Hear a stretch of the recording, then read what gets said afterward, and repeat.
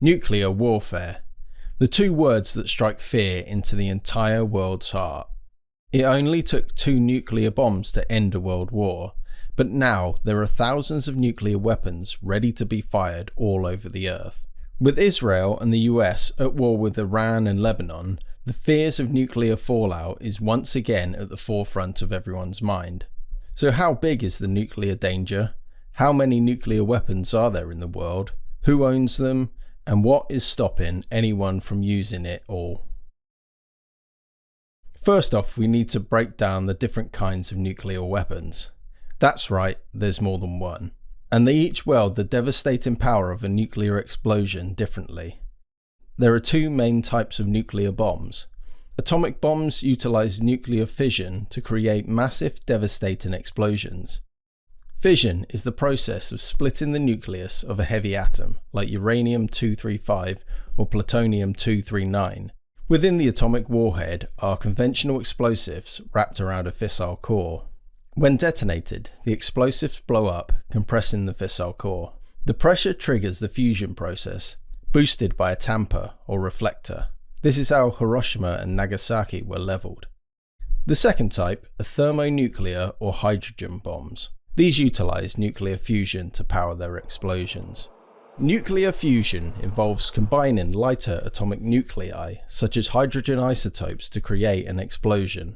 Commonly used isotopes include deuterium and tritium. There are 2 steps to creating a nuclear fusion explosion. First, an initial smaller fission-based explosion is needed to create an environment of extreme pressure. Only in these kind of conditions will nuclear fusion occur.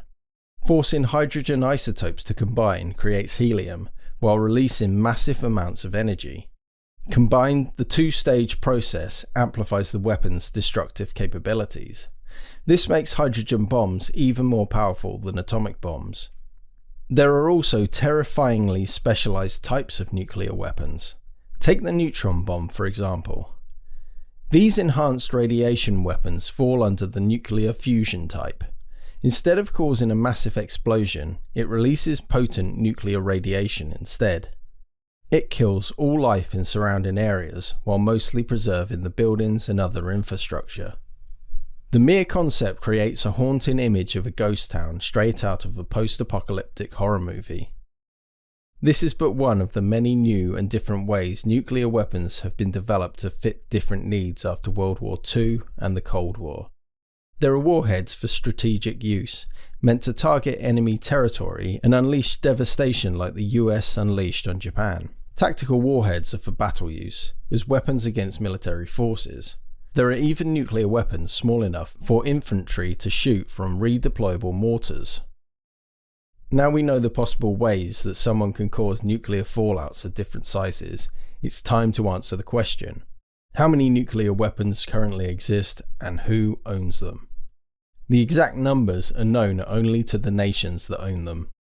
But historical records, publicly available information, and occasional leaks have been compiled by various sources to create global estimates. Currently, there are around 13,080 nuclear warheads in the world. 9 countries own all of them. First of all, North Korea. They raised concerns back in 2010 for announcing their determination to expand their nuclear arsenal in the face of pressures from the US and South Korea. As of 2025, they have an estimated 50 nuclear warheads hidden away. Second on the list is Israel. The country's aggressive attitude towards international relations has only grown in the past few years, enough to draw worldwide attention to their conflict against Palestine, Iran, Lebanon, and other surrounding countries. As these conflicts escalate, the attention towards their nuclear arsenal intensifies as well. Currently, they own an estimated 90 nuclear weapons. Next is Pakistan. They have an estimated 170 nuclear warheads at the ready. In 2025, in response to Israel's threat to nuclear bomb Iran, they threatened to bomb Israel back, standing with their allied country. More recently, they've been the neutral ground for nuclear negotiations between the US and Iran. India, fourth on the list, has an estimated 180 warheads in their arsenal.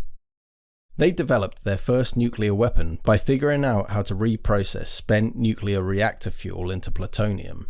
Conflicts with Pakistan in 2025 sparked international alarm at 2 nuclear-armed countries butting heads. Thankfully, it never led to that. Up north, the UK has about 225 warheads tucked away. They were the 3rd ever nuclear power in the world, successfully deploying their own nuclear weapons in 1952. But by the present day, they've been overtaken by other countries. France was the 4th country to deploy its own nuclear weaponry in 1960.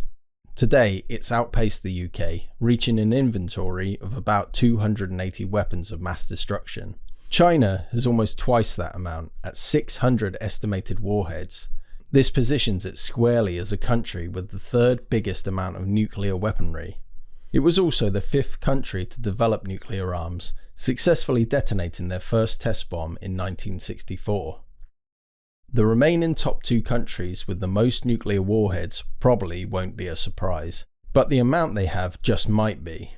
Out of the 13,080 estimated nuclear weapons in the world, 80% belong to the US and Russia. That amounts to over 10,000 divided by the 2 countries alone.